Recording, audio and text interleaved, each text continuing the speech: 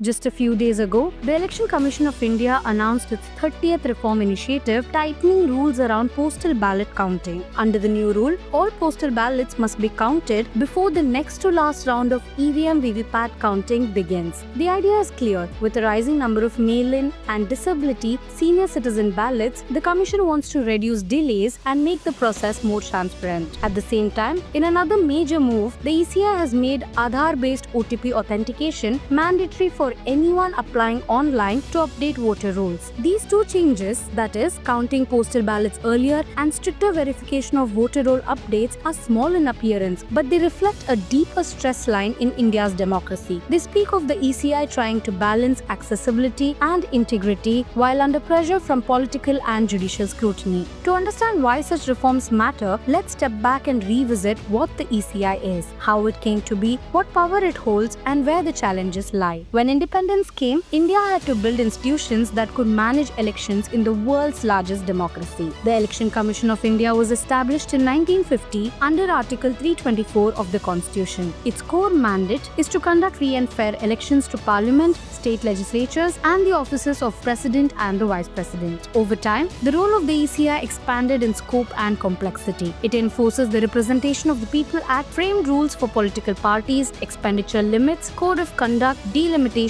voter registration, and so much more. Because elections are the foundation of democracy, the credibility of every government rests in large part on the integrity of this body. Now let's look at some key features of the ECI. It is statutorily independent. Its decisions, barring judicial review, should not be influenced by the executive branch. The Chief Election Commissioner and election commissioners have fixed terms and cannot be removed except in the same manner as a Supreme Court judge, giving them protection from arbitrary removal. It conducts model code of conduct enforcement, monitoring election expenses, binding representatives to certain standards during campaigns. The ECI also looks after voter education, electoral rolls, postal ballots, especially for service personnel, senior citizens, persons with disabilities, and recently has been pushing for innovations like remote voting pilots for migrants. Yet, the ECI is not without challenges or controversies. Elections are explosive, political stakes are high, and any decision by the ECI is scrutinized, often attacked from multiple sides. One recent flashpoint is the Special Intensive Revision or SIR of electoral rolls in Bihar ahead of the 2025 state elections. The ECI required all voters in Bihar to reapply, and if someone was omitted, they'd need to satisfy strict documentation rules. Opposition parties claimed this would disenfranchise large number of voters, particularly migrant and poor groups. A public interest litigation was filed in the Supreme Court, and the court ordered the ECI to publish district-wise lists of voters deleted from the draft roll along with reasons. It also directed the ECI to accept Aadhaar, EPIC, which is the voter ID, or ration cards as acceptable documents for claimants. This controversy reflects a core tension. How do you ensure the purity of the rolls, weed out duplicates, ghost voters, forged entries without arbitrarily knocking people off the list? Another point of friction is the vote chori narrative. Some opposition parties have accused the ECI of being complicit, silently approving vote theft or stuffing. The ECI has pushed back strongly, warning against the use of such inflammatory terms without evidence, saying they erode public trust in the electoral process. Then there's the challenge of technology and transparency. EVMs and VVPATs have been controversial since their adoption. The ECI now conducts random matching of VVPAT slips with EVM counts to build confidence. Some researchers propose using AI-based VVPAT counters to speed up verification and expand the audit process.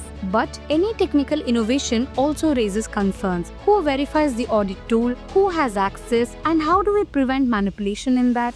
Finally, one cannot ignore the political pressure. The ECI's every move is scrutinized for bias, rightly so in a democracy. The delicate balance is to act decisively and transparently, resisting partisanship while being responsive to judicial or public accountability. So where do these threads come together? That's the promise and burden of the ECI today. The recent reforms, postal ballot counting rules, Aadhaar OTP in voter rolls updates may seem technical, but they are frontline maneuvers in a deeper battle, which is ensuring that every eligible voter is counted, that every vote counts, and that public confidence is preserved.